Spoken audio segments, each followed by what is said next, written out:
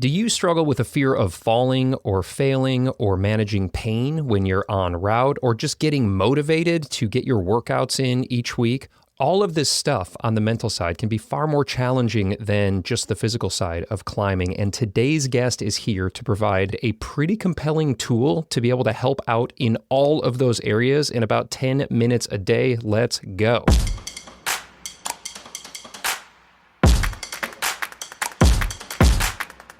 Hey y'all, welcome back to The Struggle. It's me, Ryan. I am your host, and if you're new to The Struggle, I'm just like a normal guy. I'm a normal climber, just trying to do the best that I can in the very limited time that I have between work and family and friends and all of those other things to level up in this sport that I love so much. And so here I am presenting for you a pro clinic that very well may change how you are able to focus en route and just in life in general, get better sleep, get motivated to have better workouts, manage your fear of falling or of failure, and so many other things that we have to tackle as climbers and just human beings in our mental game. And our illustrious guest today is Dr. David Spiegel. He is the Associate Chair of Psychiatry and Behavioral Sciences at Stanford University School of Medicine. He runs their Center on Health and Stress and the Center for Integrative Medicine over at Stanford. I actually first learned of Dr. Spiegel on an episode of the Huberman Lab. I heard him as a guest on the Huberman Lab. I was fascinated by it, and now I'm very grateful that I had an opportunity to connect with him and filter all of his knowledge and experience through the lens of climbing. And we predominantly, in this conversation, focus on hypnosis and self-hypnosis and an app that he developed to give everybody the tools to tap into this powerful experience of self-hypnosis and how it can help us not just as climbers, but also in life.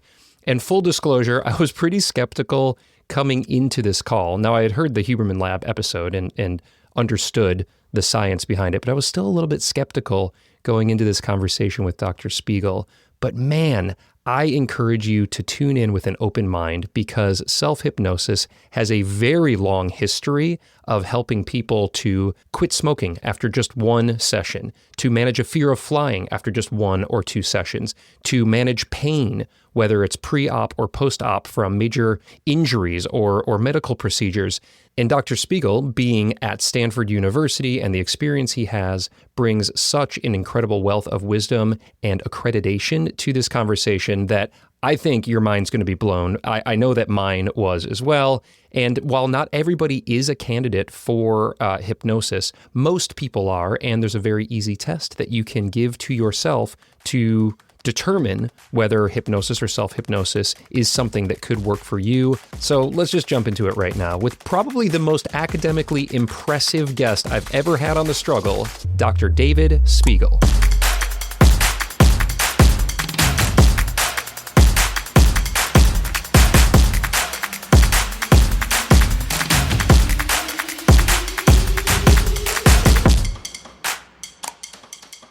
Dr. Spiegel, it's an absolute pleasure to have you on the show here. And so that I don't butcher it, could you just give me your official title, maybe the elevator, cliff notes of your position? Well, I'm Wilson Professor and Associate Chair of Psychiatry and Behavioral Sciences at Stanford University School of Medicine. I run our Center on Stress and Health, which does research on mind-body interactions in relation to stress.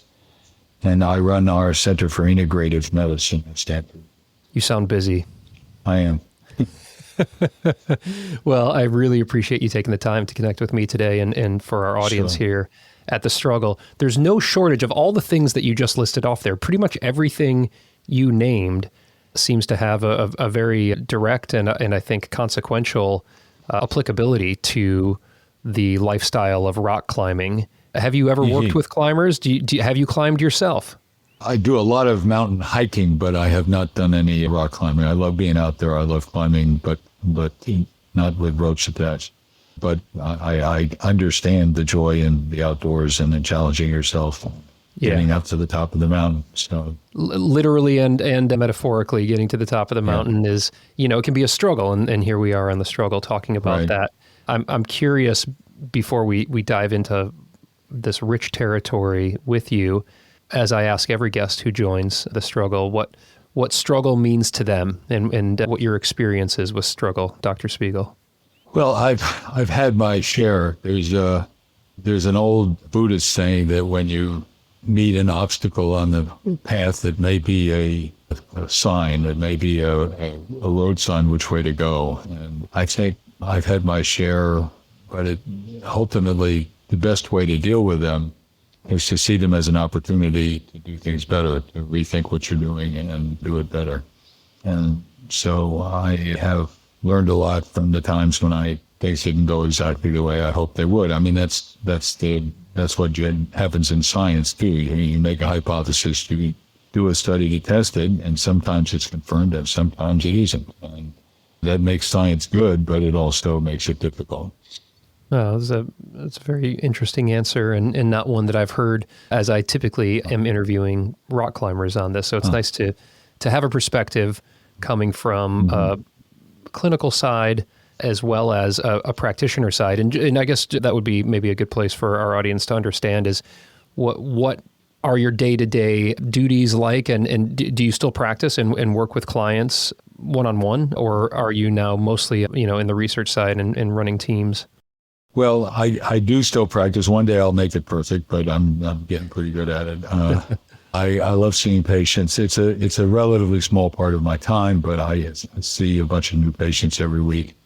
And but primarily run my lab, do research, and write up scientific results. And I also help to manage a clinical program, our Center for Integrative Medicine, and teach residents and fellows and students. Well, I got a lot of questions from the community when I put out the word that we were going to be having this conversation here. And I'm coming into this conversation from a place of relative ignorance, to be perfectly honest, which maybe will be helpful for the listener, as you'll have to carry me through some of this conversation, the bulk of which I think will focus on an area of specialty of yours, which is hypnotism. And you come at this from a very holistic perspective as you rattled off the various titles and areas of work that you're doing right now. My experience with hypnotism is just from a stage hypnotism perspective, and I was hypnotized on stage once at a high school graduation party, and the performer went down the line, invited a bunch of people up, and asked us all to raise our hand, and then told us that we couldn't put our hand down. And as I kind of vaguely recall, in a dreamlike state, some of the people were able to put their hands down and they were dismissed from the stage. And the rest of us that felt like our hands were stuck in the air stayed up there and then became fodder for varying levels of ridiculous entertainment. And I actually don't have much of a recollection of it. And I don't know if it's because I was deeply in a hypnotic state or just because the following years were college and there was plenty of opportunity to kill brain cells for me during those years at a state school. But I digress. Yeah. The experience for me was that, and when I hear the word hypnotism or hypnotist, it kind of evokes that scenario, which I wonder if that's been a pain point or a struggle for you over the years, because what you do is quite different than what my experience was on stage there. And for the listener, it might be helpful for you to help bring clarity to that distinction. Well, it's different, but not entirely different. Well, I'm thinking about your use of the word hypnotism rather than hypnosis.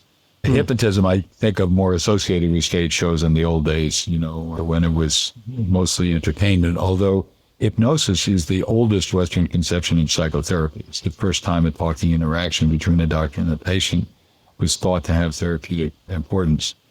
Now, what he was doing, and one thing that misleads a lot of audiences is they sometimes make it seem as though you could do this with anybody. You have to be pretty hypnotizable to respond to some of these instructions. And one was a simple one. It's not so different from what I use with my patients. Is your hand is up in the air. If you pull it down, it'll float back up. And you have this dissociation where you look at your hand and wonder, what is it doing? But you are able to separate control of one hand from the way you usually control the other. And that's an example of hypnotic dissociation. And what he was demonstrating with you and those who stayed on the stage, that your brain can work a little differently than it usually does. And, the biggest fear people have about hypnosis is losing control. But what is interesting about what you demonstrated is that you can try out being different. So I'm sure you were a, adventurous young man, and you thought, I'm going to show him I can't what he wants me to do, and you did it anyway. And so you changed your assumption about who you are and what you are. Did you feel a little different afterwards? What did I do here and what's going on? Did it make sense? It did. Yeah, it had an interesting effect. I mean, I only recall snippets of it, like kind of dreamlike snippets of it, where I was told I would laugh uncontrollably when I heard a certain word or sound or something. That I remember laughing so hard that my stomach hurt. And yeah, it was an odd sensation for sure. So you surprised yourself and you were willing and able to try out being different. And we now understand a lot about what's going on in the brain when people do that and how they do it. And I can talk about that. But the point is, well, this is a bad example of a good thing. You know, you were looking a little silly in front of your friends and all that stuff, but you were able to try out being different. If before that show, somebody had told you you're going to be doing this, you would have said, are you kidding? You know, no way. And I'm sure you had a bit of skepticism when you went up there, but you did it. As a psychotherapist, psychiatrist, I love working with people who are willing and able to try out being different. Isn't that what psychotherapy is all about? Is helping people discover things that they can do they didn't think they could do. And really, you were able to refuse to participate if you wanted to refuse. He was teaching you how to use a capacity you've got stored in your brain to let go of your usual perceptions of who you are and what you are and see what it would be like to be different.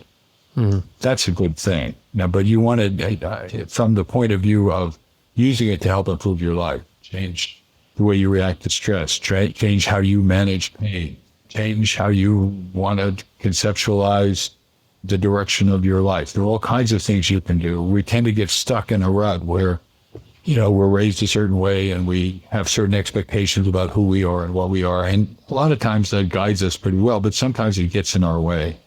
And hypnosis is an opportunity to see what it's like to be different. And that's a good thing. I appreciate that definition there, kind of a layman's definition, which is helpful for me. Maybe we can dive into the science of it just briefly so myself and the audience really understand what's working here. But maybe before we do that, my example there, to your point, was fun and light and built for entertainment for the masses. But as you have alluded to right there, the mechanism can be used in much more powerful, transformative ways for people who are dealing with real world traumas or issues or phobias or lack direction. And so could you provide for us here just maybe an overview of what you've seen in terms of the power of hypnosis and the therapy that goes along with it in terms of impact on clients that you've either worked with personally or just that have been in the world of this type of therapy? Well, I've seen people learn a lot about themselves and change in a hurry. I've used hypnosis with about 7,000 people in my career, mostly patients, but also research subjects. And I've seen it make changes in their lives, that they feel different about themselves.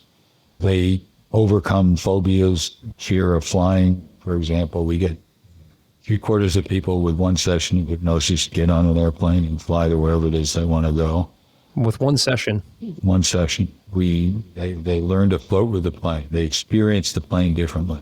Instead of feeling trapped in a tin can that's going to hit the ground, they buckle up and float with the plane as if they were riding a roller coaster. The movements are fun. They think of the plane as an extension of their body, like a bicycle, only a bigger and fancier extension of their body. The pilot is the extension of their brain, chosen an airline that has smart pilots who know what they're doing. And they are extending what your brain can do to get you from one place to another quickly. You think about the difference between a possibility and a probability. It's always possible the plane will crash, but it isn't probable. So you can deal with your fear, but not be overwhelmed by it. And people do practice that during the flight. Look up, close their eyes, take a deep breath, and get into that mode, and they fly. And I'm sure you know this from the inevitable and valuable fear you have when you're rock climbing, that the more you engaged with what it is you want to do, the more you collect experiences of having overcome what you were afraid of. But if you start to avoid it, the fear is conquering you, and the more you avoid it, the more afraid you become of it. And so hypnosis can help you smooth the transition to actually engaging in a sensible way with whatever it is you're afraid of.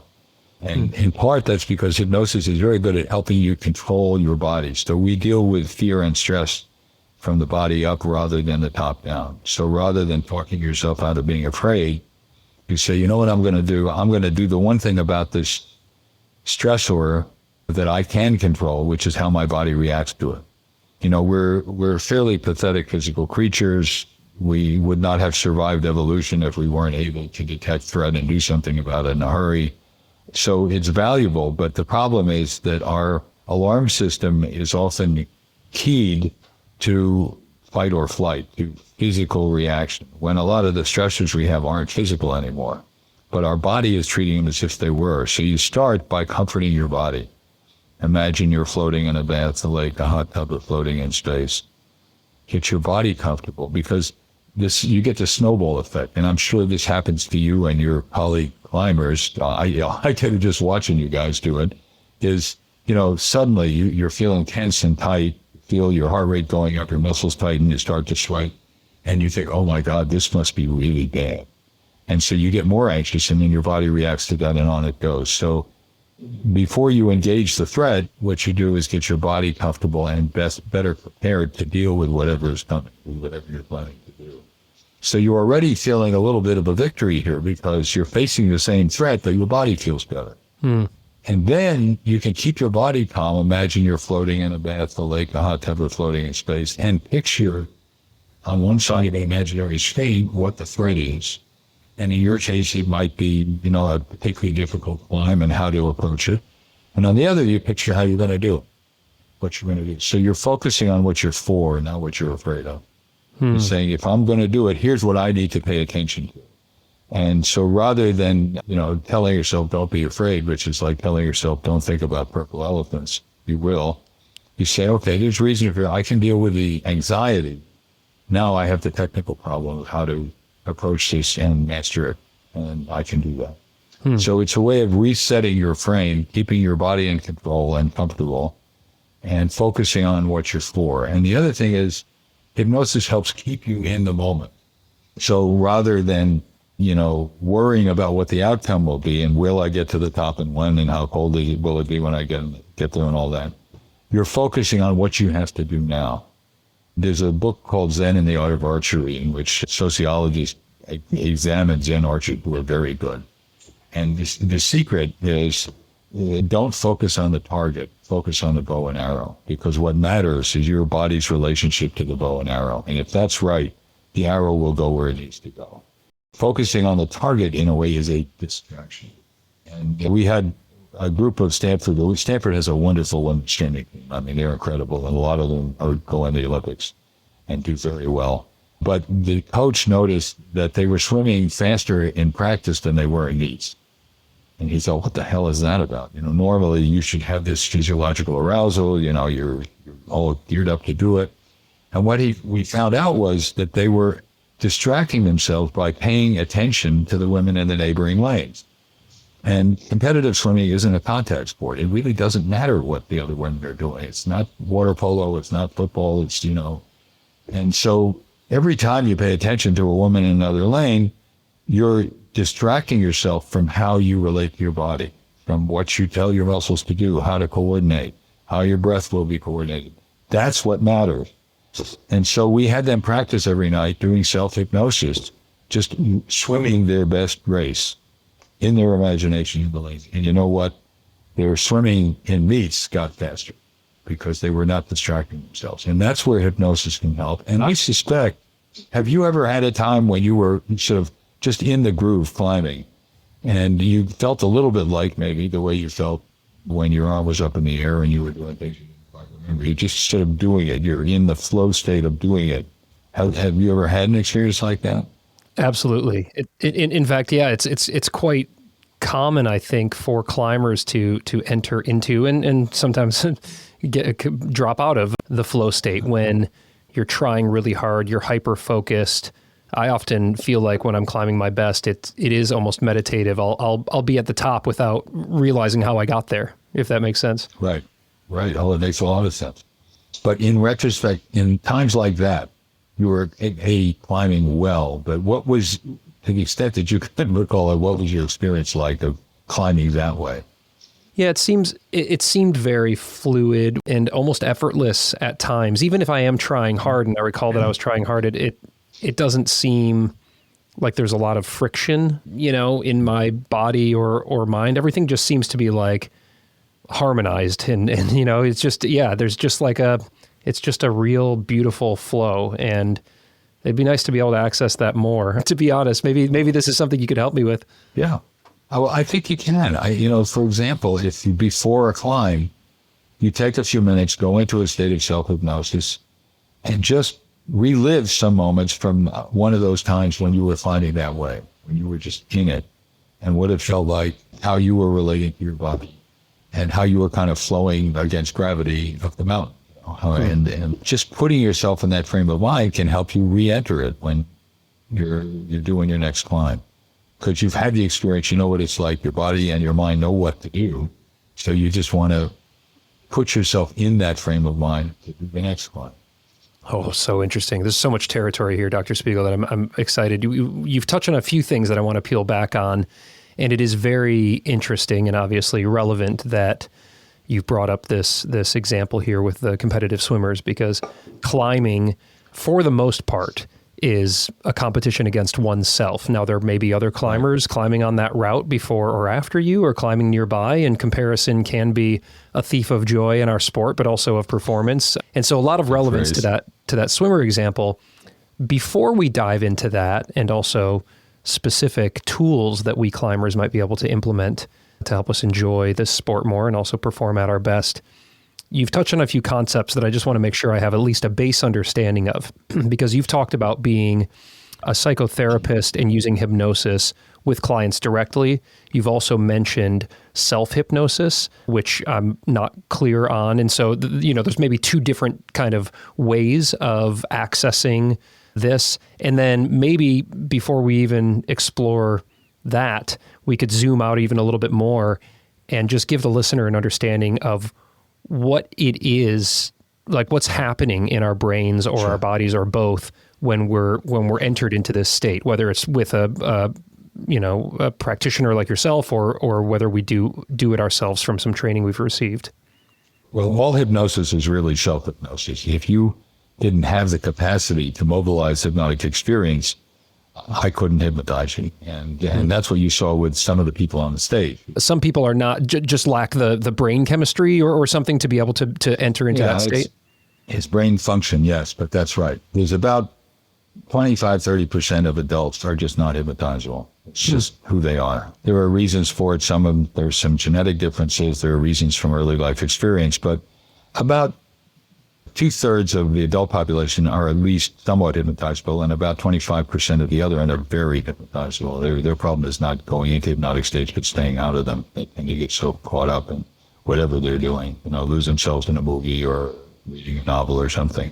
Right. And it's as stable a trait in adult life as IQ. So people who are very hypnotizable stay that way throughout their lives.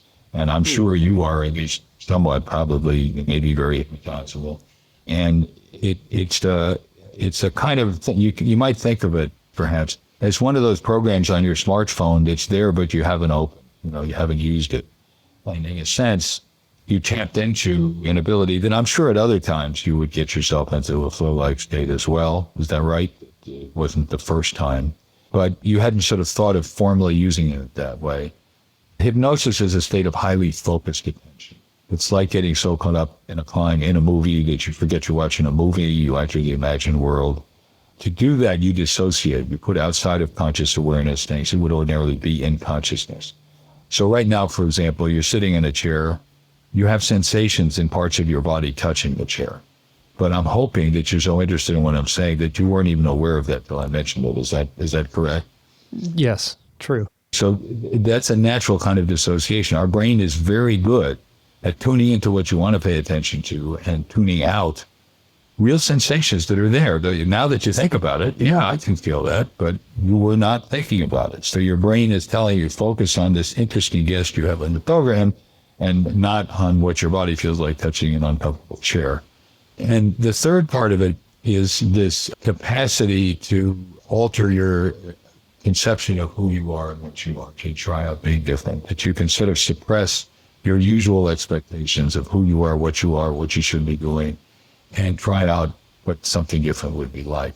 And we now know from using functional neuroimaging of people who are in and out of hypnosis that things happen in the brains of people, including yours, when you go into states like this. You turn down activity in a part of the brain called the salience network, which is our brain's alarm system. You hear a loud noise, you think, what's that? You get distracted. That's your salience network saying, here's a mismatch between what was going on and what should have been going on. I better figure out what it is.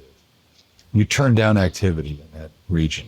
Your brain actually stimulates the secretion of inhibitory neurotransmitters in that part of the brain. GABA, it's the same neurotransmitters that are stimulated by anti-anxiety meds. So your own little pharmacy there, calming your brain and turning it down, saying, don't worry about distractions. You're increasing connection between the executive control network, the prefrontal cortex, and the insula. It's a little island of tissue in the middle of the front part of the brain that is the mind-body continuum. It's where the brain regulates the body and where the body sends signals to the brain, interoception. So you intensify your ability to control your body. That's a good thing when you're climbing rocks. And the third thing is relatively disconnecting a part of the brain, back of the brain, that we call the default mode network. It's sort of what the brain is doing when you're not doing anything else, when you're just thinking about who you are and what you are. I sometimes call it the my fault mode network. It's where you have difficult thoughts about yourself, and you shut that down. And so I would imagine that you, as you were learning your skill of climbing, had initial convictions that you wanted to climb some of these difficult routes, but you didn't think you could. And you had to do things to convince yourself that you could. And that's an example in hypnosis where you can just sort of suppress your self-doubts and try it, see what it's like, and change your perception of who you are and what you are. So focused attention, dissociation, and an ability to reconceptualize who you are and what you are. That's what happens in hypnosis. Oh, this is very interesting. I'm like really excited about what this means just in terms of possibilities. Not, by the way, not just for climbing, but like for life. I've got kids, I've got jobs, I'm like under a ton of stress, and it seems like such a rich territory and interesting tools to be able to explore. One of the things that I have done to help manage stress and help me be a little bit more present as a father as well as a rock climber is a mindfulness practice that isn't rooted in any sort of philosophy or religion, I guess maybe loosely kind of in the Buddhist practices, but it was a mindfulness course that I took 15 years ago under the Department of Neurology at UCLA back when I was living in Santa Monica. And so it was very like just kind of science-backed tools for stopping the rumination and, the spiraling of the thoughts. And okay, let's just kind of come back present to the breath in this present moment. And I found that to be quite helpful. But in hearing how you're describing the hypnotic state, if you will, and I'm not sure if my nomenclature there is accurate, you can correct me on it, but essentially when you're using that tool, I can't quite tell if they're very similar or they're actually very, very opposite, because, with mindfulness, you're very much brought to kind of awareness of the body and of the moment. And it sounds like maybe there can be a sense of that with hypnosis, but also it seems like there's more control. You're actually actively focusing away from certain things rather than being aware of all things. Maybe you can add some clarity for that. That's a very good description, Ryan, because I would say mindfulness, and I have great respect for the tradition of mindfulness, and I'm glad that so many people are benefiting from it. But mindfulness is about being. It's about being a different kind of person who is open to experience whatever it is and lets it flow through you like a storm passing by. And hypnosis is about doing. So I'm not trying to get people walking around hypnotized all the time. I'm trying to say when there's an occasion where it can help you, either in immersing yourself completely in a flow-like state or in dealing with consequences of problems and controlling pain, for example. Hypnosis can be a tremendously powerful analgesic. And I'm sure you've probably had times when, you hurt yourself, and sometimes you may not initially notice, but, your brain is helping you to modulate. Have you had that experience where you You should have been hurting more than you were. Well, I'm laughing because my kids always, and my wife as well, like are always giving me a hard time because I'll often come home from like a climbing day with like all sorts of cuts and like bleeding and whatever. And they'll be like, what happened? I'll just be like, I actually don't know. That just happens all the time. Probably because I'm so kind of wrapped up in the moment. Now, there are other times where if I'm truly injured, sometimes I've got a herniated disc in my back and I'll throw out my back, and then I'll be under like a kind of a chronic pain situation for days. And in that sense, I know exactly when it happened and can kind of feel it ever present. But even with that, there are probably times during the recovery from that injury when it hurts you more than other times. Is that right? Yeah, for sure. The strain and pain lies mainly in the brain. The brain is what processes those signals and says, this hurts you. And we have evidence. We took a bunch of Stanford undergrads, hypnotized them. They were very hypnotizable, and gave them a series of electric shocks on their wrists and recorded the somatosensory evoked potential. So it's electrical activity across the brain in response to the shocks. And what we found was when hypnotized and when imagining their hand was in ice water, cool, tingling, and numb, the amplitude of the electrical signal across the brain was reduced by 50%. And the first component in the first tenth of a second just disappeared. It just wasn't there. So we were able to get their brains to just shut down sensory input and reduce their response to the same painful signal. And the brain can do that extremely well. And so we have a tremendous capacity. We've gotten people through surgery with arterial cut downs and 2 hours on the table, managing to open clogged arteries or do chemoembolization of tumors in the liver. And we could reduce the pain from 7 in a control condition to 1 or 0 in the hypnosis condition. Wow. And they got done 17 minutes faster on average. They had fewer complications. And so the brain has remarkable ability to modulate both acute and chronic pain and the stress and anxiety that goes along with it. So it's a tremendous tool, and you can learn to use it. Well, I'd love to learn how we use it now and talk a little bit more about the methodology of these techniques and how we climbers might be able to use them before we go on a route or if we're working on a limit project. And how does one work with an expert like yourself? Or you said everybody kind of is self-hypnotizes in a sense. Maybe you could dive a little bit deeper into that.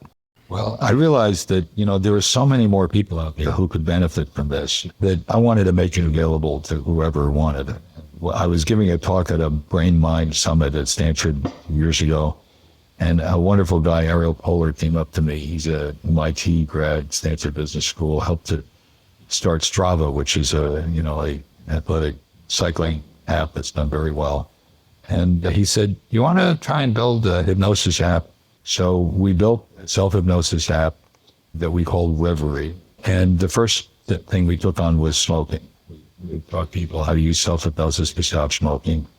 They were going through a hypnotic state and tell them something they were for, not what they were against. I'm not depriving myself, but my body smoking's a poison. I need my body to live. I owe my body respect and protection. So that's what people could do. It was actually interactive. We recorded different directions depending on how they answered questions about how they were doing. And we found that 1 out of 4 people stopped smoking for 6 months. Wow. That's as good as you'll get with medication. A lot of smokers say, I can't do this, but they did. And the rest cut down their average cigarette use by 50%. And we thought, this could work. So it's just me and in their smartphone. And, the thought that I could be helping people remotely like this was just very exciting. And we had one user who said, I didn't even want it. We did a study about it. She was involved in our study. And she said, I didn't want to stop smoking. I'd smoked for 25 years, And the first time I didn't like it. The second time I tried it, I lit up a cigarette, looked at it and said, who needs this? After she'd done the self-hypnosis exercise. I put it out. I haven't touched a cigarette since. She said, this is some kind of crazy ass voodoo shit. And I mean that in a good way. And so we then built a little company, Reveri. We've got about 12 employees now. We've had 1.2 million downloads. And we help people with problems like stopping smoking. And one that would really apply to your listeners is finding focus. helping people to focus in on what they want to do, to make decisions about how to engage and get into a flow-like state, doing what they're doing just the way you do when you're climbing well. We have 4 different types of pain control exercises. If you're hurt and you want to just manage the pain, there are different ways of doing it. Leave your body here and go somewhere else. Or imagine your body is in a cool mountain lake or in a warm bath. Filter the hurt out of the pain. Just so I understand how the app works, and it's great because apps, I live by my apps right now, just as my life is so asynchronous. So this is, I'm experiencing some pain. I would go in there and click on that module, and then it's you right. Essentially guiding me through a self-hypnosis. You would hear my mellifluous voice. I would ask you what kind of pain you're having. Let's see how we can help you. I would then teach you how to go into a state of self-hypnosis and how to practice that particular exercise, moving the point around, leaving your body here. All right, y'all, that seems like a pretty good place here to fade out the free intro on this pro clinic with Dr. David Spiegel, but man, do we get into some goods in just a second. So you can listen to the whole thing for free by getting a trial membership over at Patron, or you can just get a real membership and help me keep making this show. Either way, let me tell you what's coming in the rest of this pro clinic if you are able to access it. Well, Dr. Spiegel talks about how you can test your hypnotizability in about 5 minutes, how we can manage fear of falling using self-hypnosis, a simple shift that we can all make that has a profound impact on performance that he's found with a lot of the athletes that he's worked with, how to manage the pain that we climbers experience when we're training or climbing really hard. Like I ask him about basically how I can manage pump better when I'm on route, and he has a really interesting answer to that. A guided practice on how we can manage stress in this just crazy world that we're in right now. I'm talking like beyond climbing stress, just like stress in general. How we can get better sleep and then get back to sleep if we wake up in the middle of the night, or if we have a hard time falling asleep, how we can fall asleep faster using a lot of these techniques. How we can actually change our heart rate and our heart rate variability in the moment. And there's more beyond that. It's pretty wild. And a lot of the things that we talk about in this pro clinic will help you to better understand how to use self-hypnosis if it's something that you want to try as a climber, and how you can use it using the app. And I'm telling you, I've been using this. So after I had this conversation with Dr. Spiegel, I downloaded Reveri. I paid for it myself. I bought it and I've been using it. And they break these different activities, if you will, or just like areas of focus up in really useful tracks. So there's one on focus, not just for sports, but like focus in general, because I'm kind of like scatterbrained and I've been trying to focus a little bit more with all of the work that I have. And I've found that one to be really helpful. The sleep one, I've already talked about that, is really cool. And something that like I've used a couple times, and now I don't even have to use the app. I can just essentially kind of guide myself through it. And there's one in there specifically for sports, like how to be more focused and motivated to get training done and to perform our best in sports. Anyway, they're all in there. Plus, if you have like habits you want to kick, whether it's like an eating habit or a smoking habit, or we've talked about fear of flying. That's obviously a very common one. Dealing with pain like headaches or migraines. There's ones in there for all of that. I'm not like, he's not paying me to say any of this stuff, but I just was really fascinated by this conversation. And if you want to download the app, you can. By the way, Dr. Spiegel's actually hooking up Struggle listeners. We always try to hook you guys up. And so you can go to their website and enter code STRUGGLE20 to get 20% off. So you get like I think it's a 7-day free trial regardless, but then you can get 20% off the monthly or annual or lifetime membership. I used that code when I bought my membership. I bought the annual one, and I'm really happy that I did because I've been loving it. So anyway, Struggle20 will get you 20% off over on the website. I'll put a link in the show notes there. And here's a little Easter egg. If you join up as a Patreon supporter to hear the rest of this pro clinic, there's an additional discount that you can get on the Reveri app. So swing on over to Patreon to hear the rest of this banger episode and how you can best use the app as a rock climber. And then as a little bonus, you'll get a little extra discount on the Reveri app. Thank you for being awesome. I hope you're getting after it, both on the physical side as well as the mindset side. And if you are struggling, like I am often over here in the podcast/utility closet, well, at least the struggle makes us stronger. I'll see you next week.